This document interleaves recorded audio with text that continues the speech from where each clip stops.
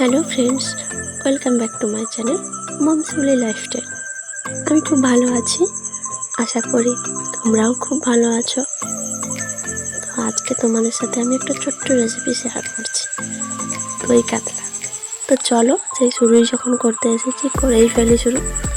তো তার জন্য আমি প্রথমে মাছগুলোকে নুন হলুদ মাখিয়ে কিছুক্ষণের জন্য রেখে দিয়েছিলাম। তারপর আমি মাছগুলোকে ভেজে নিয়েছি। এরপরে আমার মশলা সব রেডি করাই ছিল। কড়াইতে তেল দেওয়ার পরে আমি দিলাম পেঁয়াজ বাটা। পেঁয়াজ বাটাটাই ঠিক আছে। তো পেঁয়াজটাকে কিছুক্ষণের জন্য কষিয়ে নেওয়ার পরে ওর মধ্যে 1 চামচ মতো আদা রসুন বাটা দিয়ে দেবো। তো দেখো, তো কেউ চাইলে তোমরা আদা রসুন বাটাটা অ্যাভয়েড করে যেতে পারো, যাদের পছন্দ না। সবাই কিন্তু রসুনটা পছন্দ করে না, তো যারা পছন্দ করো তারা অবশ্যই দেবে, আর যারা পছন্দ করো তারা ওটা অ্যাভয়েড করে যেতেই পারো। তো দেখো, আমার দুটো কষানো হয়ে আসছে। তারপরের মশলাটাও আমার রেডি করা ছিল, পোস্ত, মগজদানা, কাজুর পেস্ট। তো ওটাকে দিয়েও আমি কিছুক্ষণের জন্য পরে কষিয়ে নেব।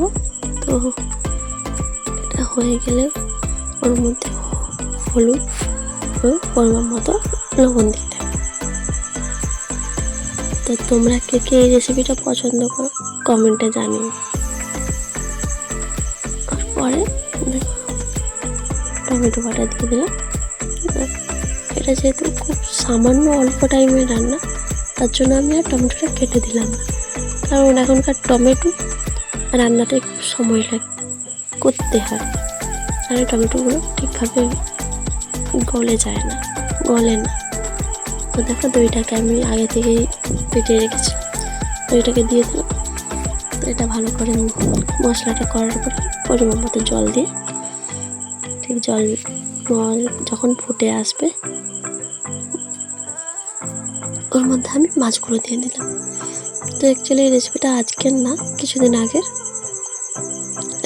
আমরা জামাই ষষ্ঠীতে ওই দিন, মানে ওই একই ডেটে আমরা যেতে পারিনি, আমরা পরে গিয়েছিলাম। তো ওই দিন অন্য ব্যবস্থাও ছিল, যার সাথে আর মাছের অ্যাকচুয়ালি আমার পছন্দ মাছের তেল ঝালটাই খুব ভালো লাগে, কিন্তু ওই দিন আর অন্য রেসিপির সাথে তেল ঝালটা যেত না, যে কারণে ভাবলাম এটাই করা যাক।